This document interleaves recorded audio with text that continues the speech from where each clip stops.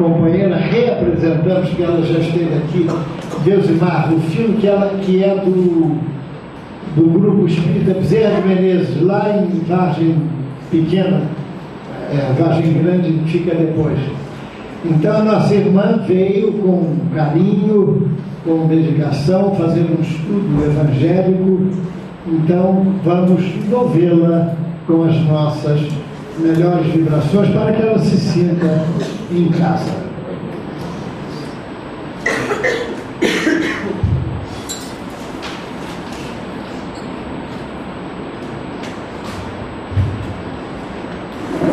Então, boa noite a todos. Que a paz de Jesus se faça presente em nossos corações, em nossas mentes, e que nós possamos, nesse momento harmonioso que a casa de Eurípides Passanufo nos proporciona, toda a espiritualidade amiga que vem ao trabalho, à casa espírita, nos dá assistência, nos trazer o amparo, o consolo, porque todos nós somos necessitados de algo.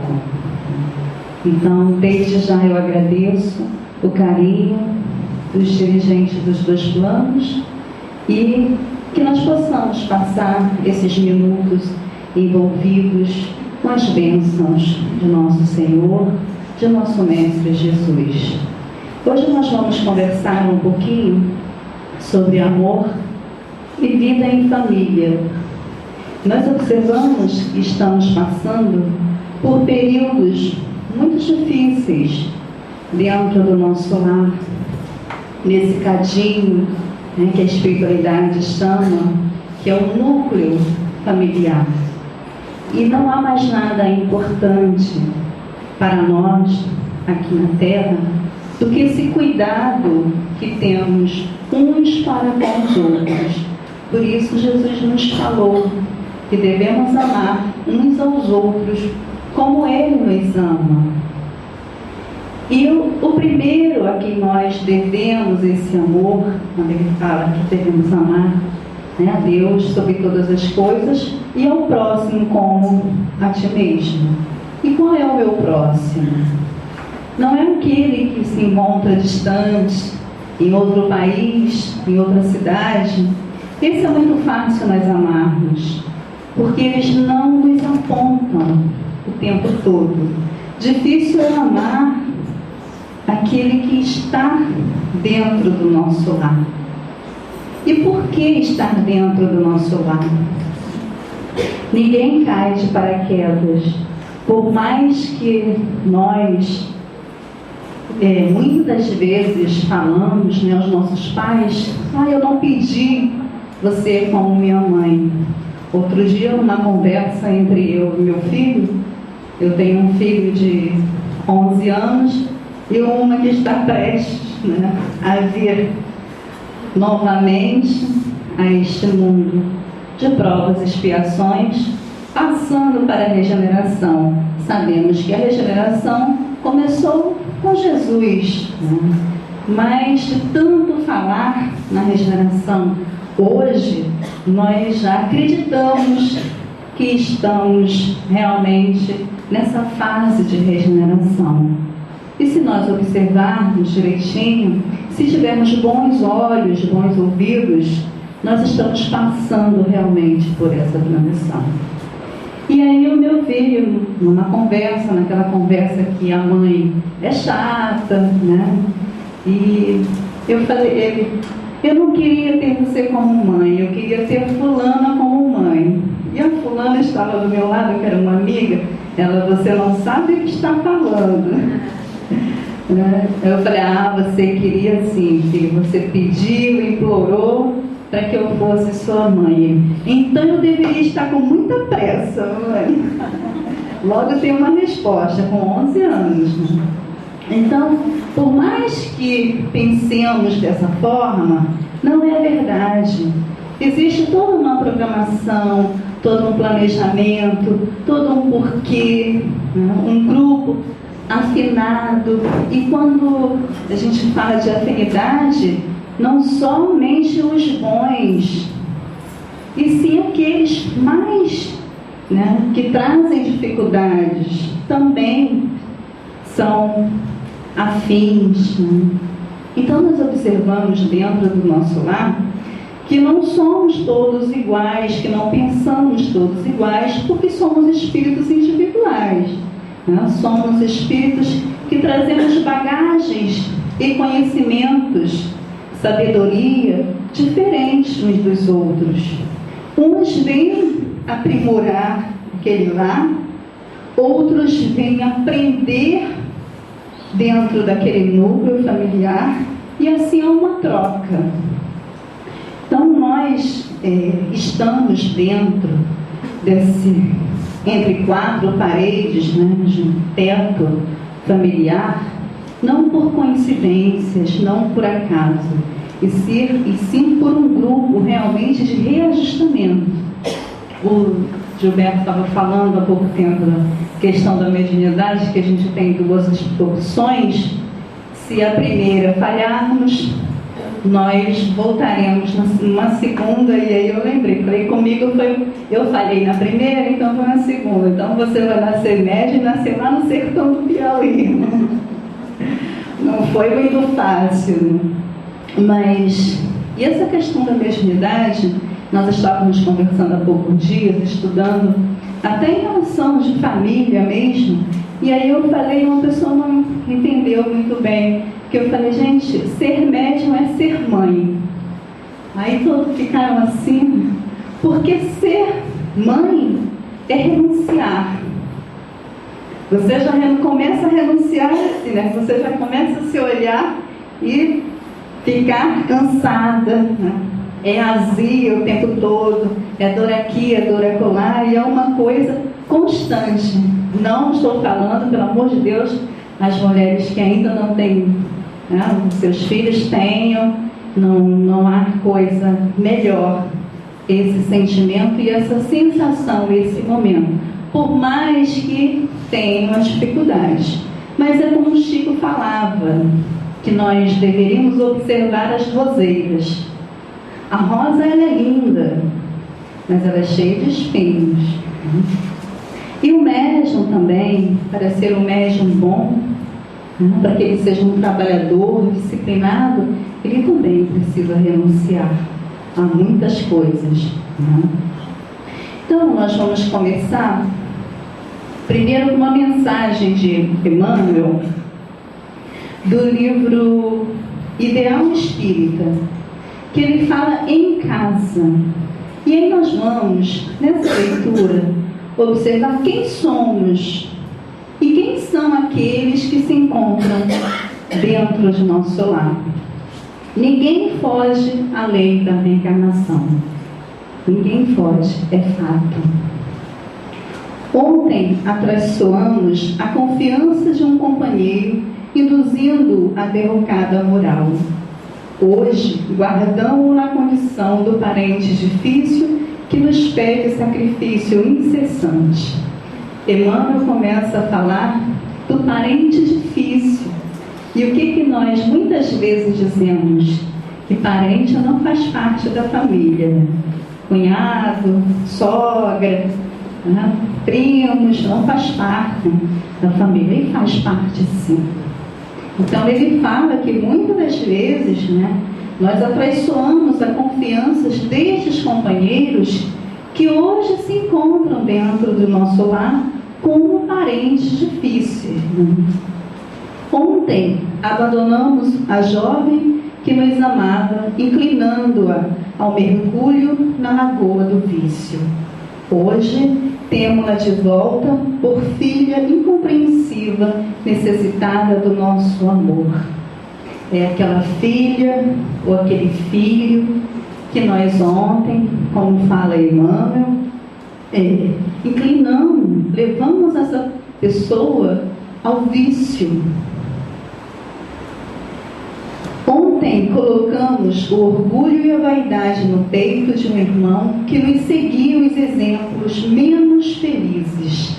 Hoje partilhamos com ele a afeição de esposo despótico ou de filho problema, o cálice amargo da redenção. Olha aquele esposo complicado, né? Serve também, claro, para a esposa complicada. Ontem esquecemos compromissos veneráveis, arrastando alguém ao suicídio.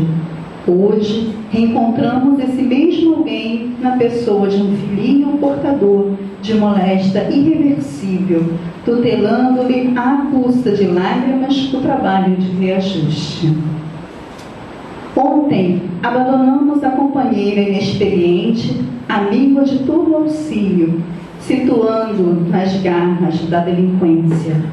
Hoje, achamos-la ao nosso lado, na presença da esposa conturbada e doente, a exigir-nos a permanência no curso infatigável da tolerância.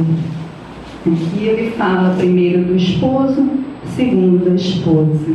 E nós estamos vivendo numa época onde os casais não têm paciência um com o outro. E são por coisas fúteis, muitas das vezes, coisas pequenas, que nós logo chegamos ao desquite, ao divórcio, por simplesmente intolerância, né? A convivência dentro do lar. E aí, muitas das vezes, vai-se uma vida, vai uma reencarnação jogada ao lar, ao relento.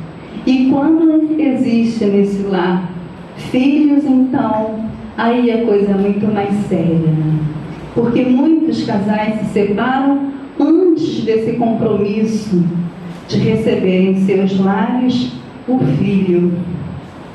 Ainda assim, se não saírem bem resolvidos daquela separação, carregam consigo, muitas das vezes, né, dívidas de agora e dívidas do passado, que nós não lembramos, graças a Deus, né? Graças a esse véu do esquecimento que nós trazemos, que é a misericórdia do Pai atuando. Porque se lembrássemos todos esses itens que Emmanuel revela a todos nós, imagina a repulsa que tínhamos um com o outro. Então, Emmanuel ainda continua.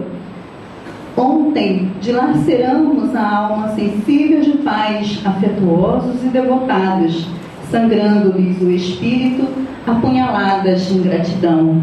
Hoje, moramos no espinheiro em forma de lar, carregando fardos de angústia a fim de aprender a plantar carinhos e felicidade.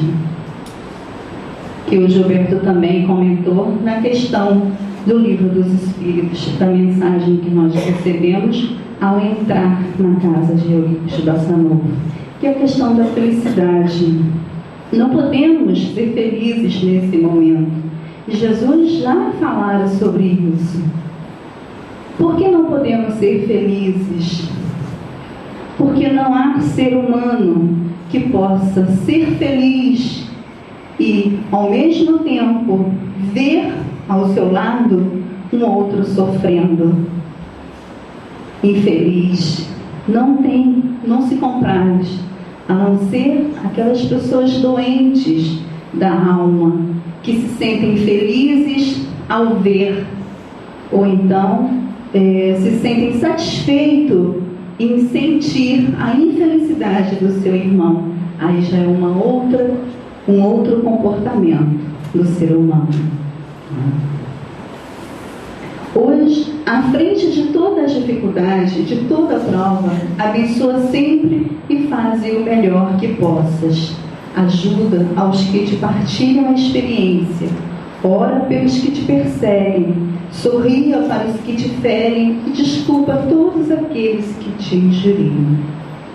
Está aqui aquela mensagem de Jesus que devemos amar o inimigo, perdoar o inimigo, orar por aqueles que nos perseguem.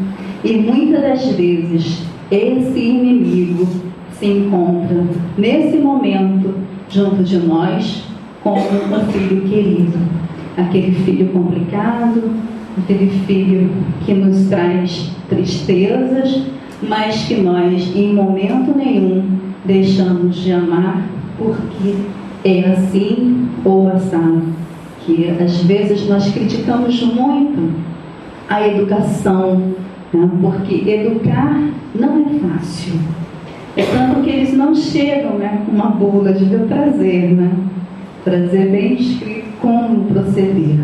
Hoje, através da literatura espírita, através dos ensinamentos de Jesus, nós já podemos ter condições melhores para entender a educação do espírito, a educação da alma desses espíritos que hoje estão chegando, porque eles trazem uma bagagem muito grande, né? Mas nós observamos, e Santo Agostinho fala isso, que eles, apesar de trazer essa bagagem grande de conhecimento, ainda trazem um lado moral muito afetado, ainda não trazem um crescimento na moralidade, e sim conhecimento. E nós sabemos que conhecimento e sabedoria são duas coisas bem diferentes. Eu preciso conhecer, eu preciso estudar, é claro. Agora, como eu vou aplicar esse conhecimento? Através da sabedoria.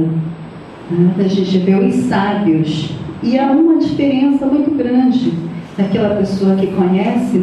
Às vezes, a pessoa fica tão preocupada em ler tanto, em ter todas as questões do Livro dos Espíritos, todos os capítulos do Evangelho na sua memória, que ele tem dificuldade de aplicar esse conhecimento. E eu vou aplicar com a minha sabedoria. Eu preciso saber como.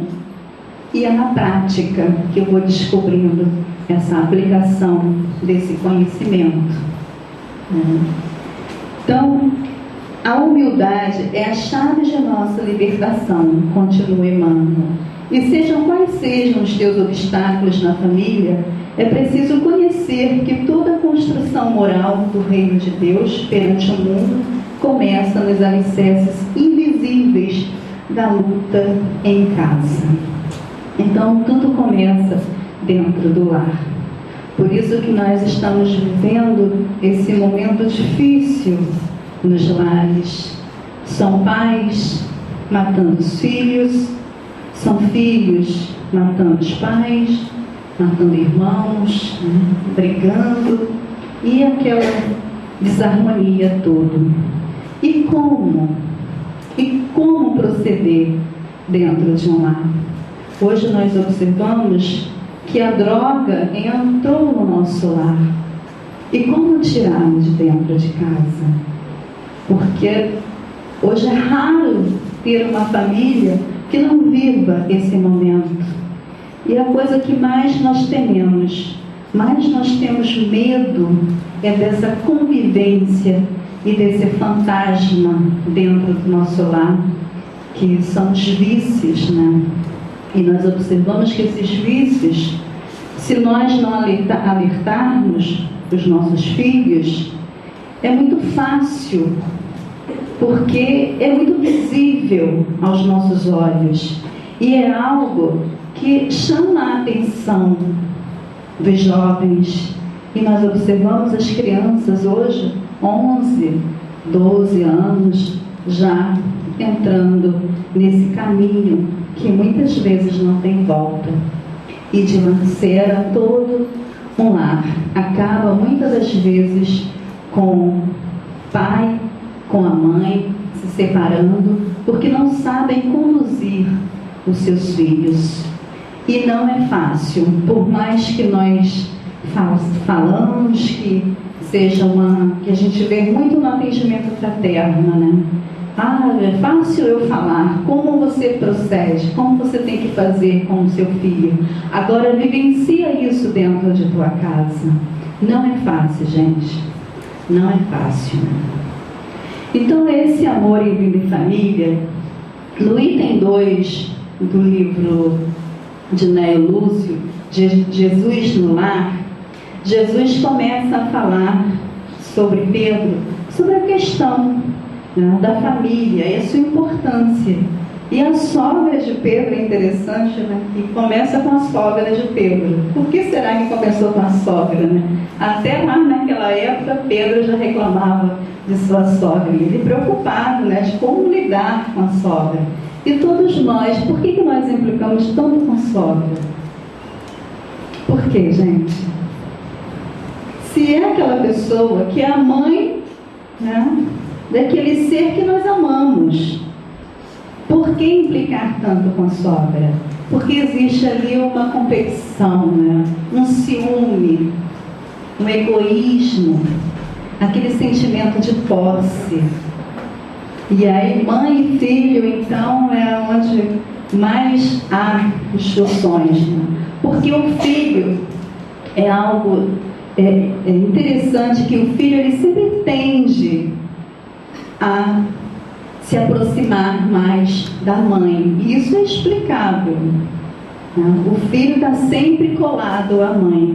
A menina, a filha, ela é mais ligada ao pai. Então, quando, imagina, eu vou sair de casa, vou morar com outro homem que não é o meu pai. E pai é sempre ídolo, né? Pai é sempre o melhor. Ah, porque meu pai não fazia isso. Eu muitas das vezes falo a mesma coisa. E aí eu ouço também meu marido falar, não, porque a comida da minha mãe, ninguém faz igual. E é verdade, comida de mãe é comida de mãe, né? E a gente não usa sazon, né? É aquela comida que é feita com amor.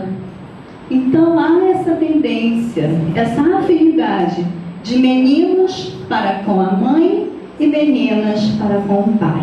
A menina vê o pai como príncipe, como ídolo, e aí começa a observar que o marido não é aquele ídolo, aquela pessoa admirável que ela vê no pai, aquela figura, né? E há aqueles maridos que falam, por que então não casou com o pai, né? Então, ou então não ficou morando com o pai toda a vida. Então isso é natural do ser humano, né? Essa questão de afinidades de meninas. E eu observo isso no meu marido, que ele tem 2 filhos do primeiro casamento. Até agora em janeiro foi assassinado, e jovem, né? Mas a gente vive nessa violência constante do Rio de Janeiro e de todos os outros lugares. E se deparar com a perda é complicado ainda, por mais que já tenhamos conhecimento da doutrina espírita, do desencarne, da morte, mas é complicado. Vivenciar é complicado. E a dor que a gente vê, né, no pai e na mãe, aquele sentimento, e é realmente o sentimento de perda, não adianta. Por mais que tenhamos conhecimento de que é uma passagem, de que estamos aqui apenas numa viagem, mas que nós vamos retornar ao plano espiritual, é algo que ainda nos deixa muito triste, com a dor da saudade, né? E aí eu observo que a filha é um relacionamento, né, que, nossa, o pai é tudo. Eu falo, mas seu pai não é assim. Ah, meu pai é. Então imagina, eu sou a madrasta, né? Então, mas graças a Deus somos amigas, não temos essa relação de madrasta, não. Mas eu observo no meu filho. Então, até esses dias no Face, que a gente vê tanta coisinhas, né? Outras coisas que não prestam, a gente vai e apaga, gente, não vale a pena, não. E aí estava lá, né? Que o filho o tempo todo mãe. E eu fico observando o meu, eu sento perto dele, mãe. Aí eu olho para ele e espero ele falar, mãe, fala, meu filho, eu estou ouvindo. E aí no Face estava assim, né? Mãe, eu quero isso, mãe faz isso, não sei o quê. E até para falar com o pai, cadê minha mãe? Então mãe é aquela palavra doce. E mãe realmente é mãe. E nós observamos que hoje a sociedade, ela está mudando a esse respeito. Os pais estão mais preocupados que antigamente, que a responsabilidade da educação era toda da mãe. E realmente é a mãe que tem, por mais que o livro dos Espíritos estejam lá nas questões bem esclarecidas a esse respeito, da igualdade, e quem é que tem mais direito, mais dever, é a mãe que é aquela incumbida de cuidar realmente, é a mulher do filho. Mas nós observamos muitos pais hoje sendo mãe, deixando às vezes o seu trabalho para cuidar da prole. E observamos mães saindo de casa para o trabalho, né, fora, e o pai assumindo essa responsabilidade. E aí as críticas, né, o julgamento, o preconceito, quando isso é compartilhado, não há nada de errado. Não? Então, na primeira gravidez, em que eu precisei sair do trabalho, e aí depois pensei que fosse voltar, todos me criticaram muito. A família, né, que não, você não pode deixar a sua carreira, que você tem que seguir, e que não sei o que, você não pode. E aí eu ficava sempre com aquela culpa, né, e é o preconceito. Quando você vai preencher uma ficha, pergunta, né, qual é a sua profissão? Aí você fala, mas você exerce? Não, hoje eu sou dona de casa. Pode colocar do lar, né? Porque é algo que soa mal às vezes. A pessoa que está do outro lado, ela tem uma visão preconceituosa do que seja hoje você ser dona de casa. E é uma responsabilidade muito grande. E aí eu observei que eu fiz a escolha certa, porque aquele que veio para dentro do nosso lar, aquele pequenininho, não era fácil, como até hoje não é. Se eu realmente me afasto um pouco, ia ser muito mais complicado, né? Então, há situações, há planejamentos, e são coisas que nós precisamos elaborar e planejar entre marido e mulher.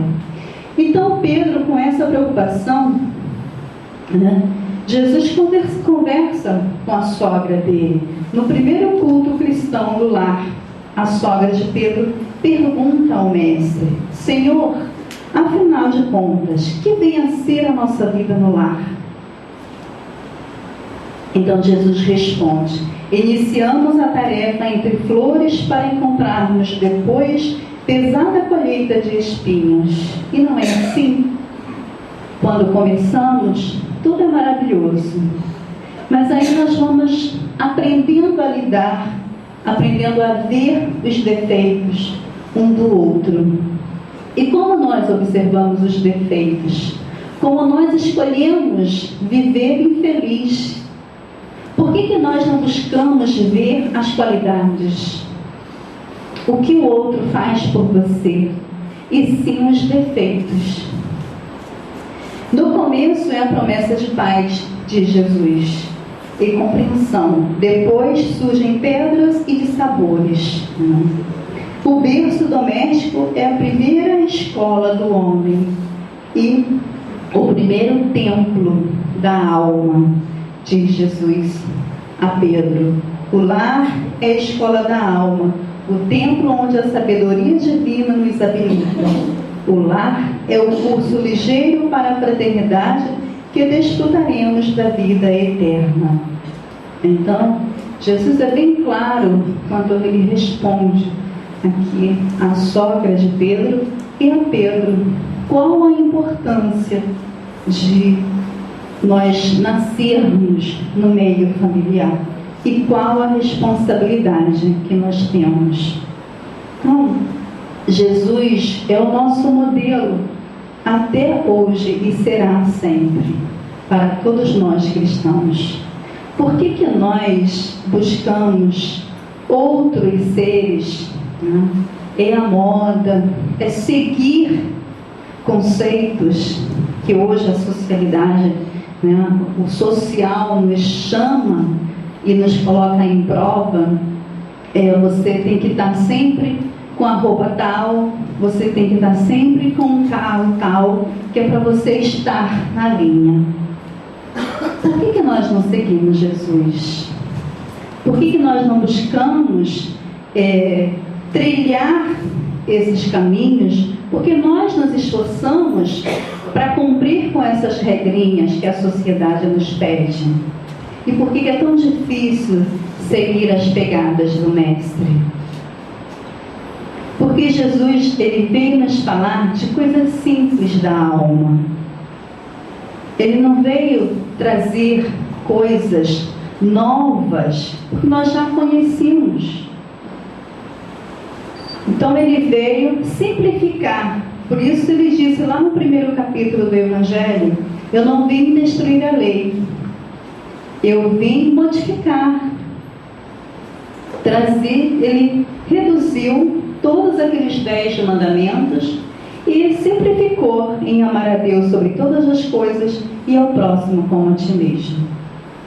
Então, meus irmãos, o que nós precisamos hoje para conduzir um lar dentro da mais perfeita harmonia que temos capacidade é buscar realmente esse reencontro com o Pai, é levarmos, como Santo Agostinho nos pede, os nossos filhos ao caminho de Deus, porque não é nada fácil recebermos esses irmãos que estão chegando hoje com essa capacidade, com esse intelectualismo e essa moralidade ainda muito um nível rebaixado. Então, mas o que seria suficiente para sermos felizes no casamento? Nós esperamos que o casamento dê certo para que sejamos felizes. E é algo que não vai acontecer. Se eu sou uma pessoa infeliz, como eu vou proporcionar felicidade àquele que está ao meu lado? Então, primeiro eu preciso ser feliz para que o meu lar tenha felicidade. Se buscarmos sonhar com aquele príncipe encantado que nós almejamos tantos, né? Os homens acham que nós mulheres queremos, o nosso sonho é ter o príncipe encantado, mas não é, gente. A mulher sonha em poder, né, comer de tudo e não engordar, porque é o que muitos, não é verdade? A gente sonha com isso. Com o príncipe encantado a gente já saiu dessa fase, né? A gente quer realmente poder desfrutar dessa, pois eu exagero, né? Um dos pecados capitais que nos falam. Então a felicidade não está subordinada à satisfação dos nossos desejos diante da vida.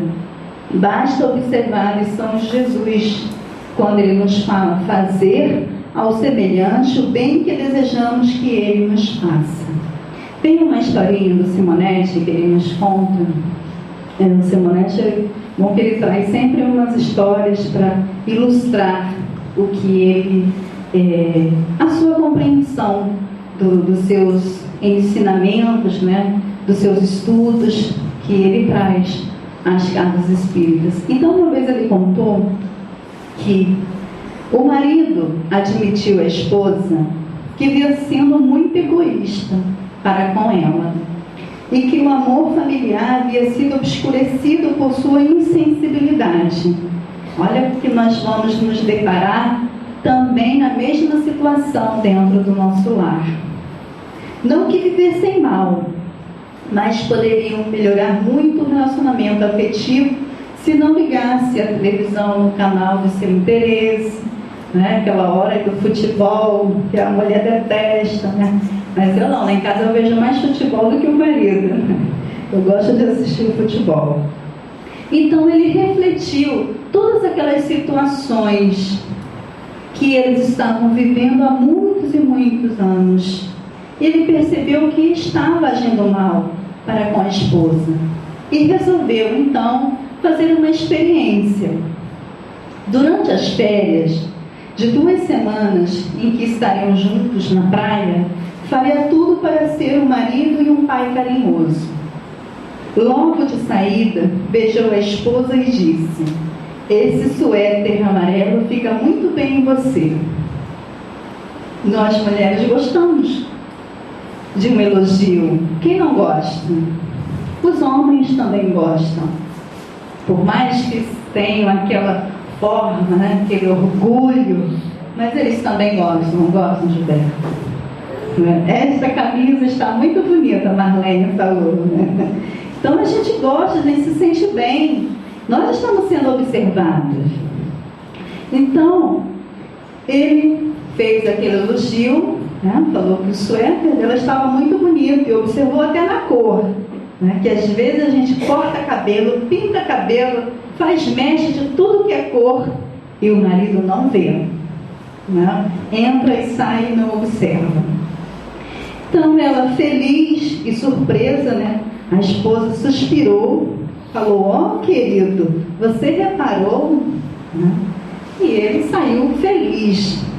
Logo que chegaram à praia, o marido pensou em descansar, mas a esposa sugeriu que dessem um passeio pelo mar.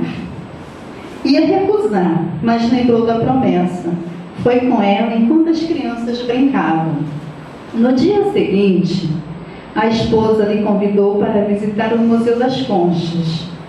Ele confessou que sempre detestou museus, mas aceita com boa vontade. Foi fazer ali cumprir a sua promessa. Não reclamou mais da demora da mulher ao se arrumar. Assim passaram 12 dias que considerou muito feliz. Prometeu a si mesmo que continuaria expressando o amor pela esposa. Na última noite do passeio, quando se preparavam para dormir, Evelyn estava muito triste. Evelyn era a esposa. Que há, meu bem? Perguntou ele. O Tom disse com voz hesitante: Você sabe de alguma coisa que eu ignoro? Perguntou a esposa ao marido. Bem, fiz aqueles exames rotineiros há 2 semanas. Segundo o médico, estava tudo bem. Disse algo diferente para você? A esposa já estava preocupada, né? Não, querido, não disse nada. Está tudo ótimo. Por quê? É que está sendo tão bom para mim a viagem que imaginei estar com uma doença grave, que iria morrer.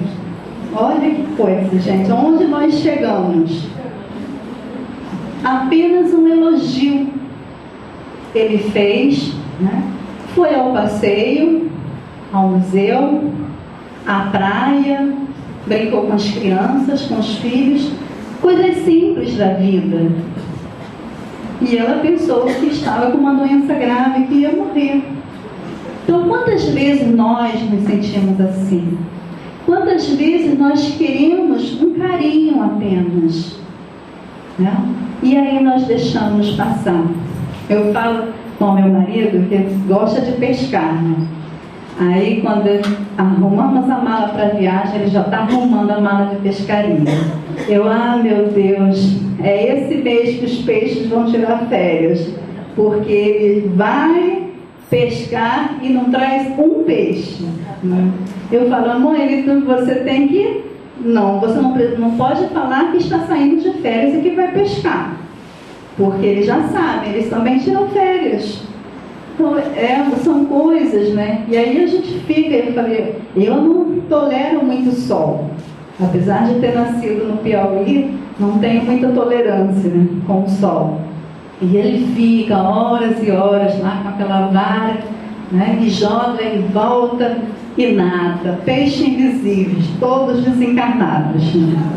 Então, são coisas simples que nós precisamos compartilhar um com o outro. E a vida conjugal, ela é feita da simplicidade. Não precisa ter grandes mistérios, não precisa ter grandes luxos. Não precisa. Nós observamos que as pessoas mais simples, elas vivem melhor e felizes do que aquelas que buscam no externo, no social, mostrar aos outros e não realmente mostrar o que ela quer e o que ela é. Por isso Jesus falou em uma das suas bem-aventuranças da simplicidade da vida. Então, no capítulo 16 do Evangelho segundo o Espiritismo, honrai, capítulo 14, honrai o vosso pai e a vossa mãe, nós observamos grandes ensinamentos ali ministrados por grandes espíritos, e um deles é o nosso querido Santo Agostinho. A mensagem que ele nos dá nesse capítulo é de chorar. Ele nos mostra a responsabilidade que nós temos para com os nossos entes queridos. Antes de Santo Agostinho, fala também sobre a piedade filial, a ingratidão dos filhos para com os pais. E aí ele também fala que essa questão da ingratidão, que nós, terrestres aqui, não devemos julgar e nem criticar aquelas mães que abandonam seus filhos, ou os filhos que pegam seus pais e colocam em asilos, ou então naquele quartinho pequenininho, lá atrás, na sua residência.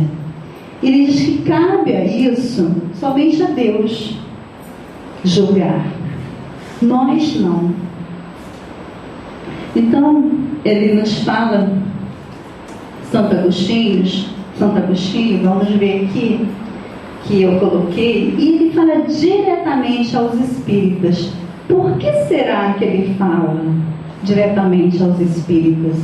E como nós começamos falando que os ensinamentos da doutrina espírita hoje é um grande auxiliador, esclarecedor e consolador a todos nós hoje que nos encontramos numa casa espírita ou que apenas estudamos, é de uma grande responsabilidade, porque não basta apenas conhecer, nós precisamos sair desse conhecimento e colocar em prática. Porque muitas pessoas hoje estão preocupadas em conhecer, porque as informações chegam de todos os lugares. São muitos livros, são muitas obras, e às vezes nós nos perdemos com muitas obras novas que estão chegando e esquecemos o básico. Esquecemos de Kardec, esquecemos de Jesus. E ele não mandou livro, ele veio e exemplificou Jesus. E Kardec também tem a sua grande importância, que através da falange de espíritos que vieram trabalhar com ele, ele codificou e nos trouxe tudo bem explicado. Na literatura espírita, nesse Pentateuco, não há nada que nós não possamos entender, gente. Não há nada. Mas por que nós procuramos hoje estudar alguma coisa nova, que aí nós achamos, nossa, mas eu nunca li isso. Mas se nós formos lá no André Luiz, mas aqui no André Luiz tem, ele já fala sobre isso. Nós esquecemos das obras básicas. Então Santo Agostinho fala o seguinte: ó espíritas, compreendei agora o grande papel da humanidade, compreendei que quando produzis um corpo, a alma que nele encarna vem com espaço para progredir. Inteirai-vos dos vossos deveres e ponde todo o vosso amor em aproximar Deus dessa alma. Tal a missão que vós está confiada e cuja recompensa recebereis se fielmente a cumprirdes. Lembrai-vos de que a cada pai e a cada mãe perguntará Deus: que fizeste do filho confiado à vossa guarda? Se por culpa vossa ele se conservou atrasado, tereis como castigo vê-lo entre os espíritos sofredores, quando de vós dependia ser ditoso. Então, vós mesmos, assediados de remorsos, pedirei-vos, seja concedido reparar a vossa falta. Solicitareis para vós e para ele outra reencarnação, em que cerqueis de melhores cuidados, em que ele, cheio de reconhecimento, vos retribuirá com seu amor. Mães, abraçai o filho que vos dá desgostos, e dizei convosco mesmo: um de nós dois é culpado. Fazei-vos merecedoras dos gozos divinos que Deus conjugou à maternidade, ensinando a vossos filhos que eles estão na terra para se aperfeiçoar, amar e bendizer. Mas, muitos dentre vós, em vez de eliminar por meio da educação os maus princípios por uma culposa fraqueza ou por descuido, mais tarde o vosso coração, ulcerado pela ingratidão nos vossos filhos, será para vós, já nesta vida, um começo de expiação. A tarefa não é tão difícil quanto vos possa parecer. Não exige o saber do mundo, pode desempenhá-la assim o ignorante como o sábio. E o Espiritismo lhe facilita o desempenho, dando a conhecer a causa das imperfeições da alma. Desde criança e pequeno se manifestam os instintos bons ou maus que traz de sua existência. E nós observamos isso na criança. Desde ela pequenininha, se nós tivermos bons olhos, nós vamos ali já identificando onde nós devemos acompanhar mais, né? E para nós encerrarmos, nós vamos encerrar com a prece de gratidão à vida. Por quê? Pela prece de gratidão à vida. Porque nós esquecemos de agradecer por estar vivos, por estarmos reencarnados. Essa prece é de Amália Rodrigues. E aí nós vamos ler um pouquinho, vocês vão ter um pouquinho de paciência, e a paciência é uma virtude, então vocês já vão começando a desenvolver uma virtude aí. Amo a vida, que para mim é bela e consentida. Muito obrigada, Senhor, pelo que me deste e pelo que me dás. Obrigada pelo ar, pelo pão, pela paz. Muito obrigada pela beleza que os meus olhos veem, o notar da natureza. Olhos que fitam o céu, a terra e o mar, que acompanha a ave ligeira, que corre fatigueira pelo céu, de anil e se depena na terra, verdes salpicadas de flores em tonalidades mil. Muito obrigada, porque eu posso ver o meu amor. Mas diante da minha visão, eu enxergo os cegos que andam na escuridão, que tropeçam na multidão, que vivem na solidão. Por eles eu oro, e a ti eu imploro a comiseração. Porque eu sei que depois desta vida, na outra vida, eles também enxergarão. Obrigada pelos meus ouvidos, que me foram dados por Deus, ouvidos que ouvem o tamborilar no teleiro, a melodia dos ventos dos ramos do salgueiro e as lágrimas que choram os olhos do mundo inteiro. Ouvidos que ouvem a música do povo que desce no morro na praça a cantar. A melodia dos imortais que a gente ouve uma vez e não esquece nunca mais.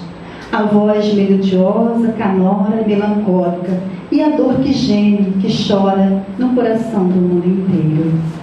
Pela minha faculdade de ouvir, pelos surdos, eu quero pedir, porque eu sei que depois desta dor, no teu reino de amor, eles também voltarão a ouvir.